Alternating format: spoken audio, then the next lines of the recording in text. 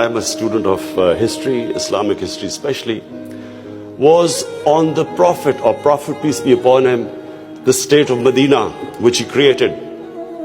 Now, why do I say the state of Medina? Because the state of Medina laid the foundation of one of the greatest civilizations in the history of mankind. The principles that found the foundation of the state of Medina is what for the next 700 years was the greatest civilization on earth. And what were those principles? The state of Medina was founded on incredible principles of justice and humanity. It was the first time a welfare state was made, a state that took responsibility of the weak, what China has done right now. That was the state of Medina, where first time a state took responsible for its poor, its weak, its orphans, its widows. In the state of Medina, the first time pensions were created. Old people were also, it was a humane state. And secondly, there was justice, rule of law. These were the two main things. And the third thing, the Prophet of Islam, peace be upon him, made seeking knowledge a sacred duty. The word was that even if you have to go to China to seek knowledge, you must. Those days going to China meant not coming back. So the emphasis on seeking knowledge.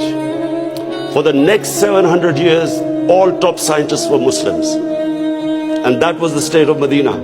It laid that foundation. And then the way minorities, other religious people were treated.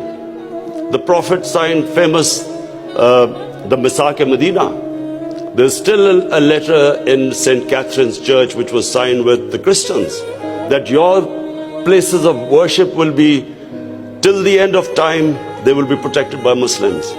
Secondly, that no forcible conversions would be in Islam.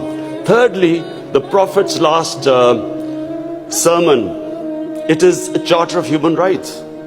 It's about how human beings are equal. So it was a humane state created, rule of law, emphasis on education, that led to the growth of Muslim civilization. So this is, in Pakistan, we want the same basis of our state. The rise of what I believe, the way our country will rise, it will go back to those principles.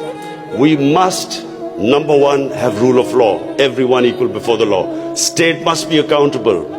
We must have a welfare state where the state must take responsibility of its poor people. Half our population is on the poverty line or just above, and about 25% are below the poverty line. The state must take responsibility. All policies of the state must be like in China.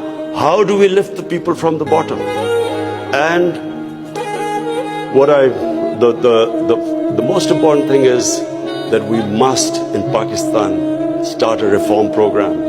Reforms are painful, but it is essential if we have to get out of our current problems. So, first of all, I joined politics in '96. From '96 to 2013, there was a very small party. Most of the time it was one step up and three steps down. The first election I contested, we were wiped out. Second election, 5 years later contested, we had only one seat.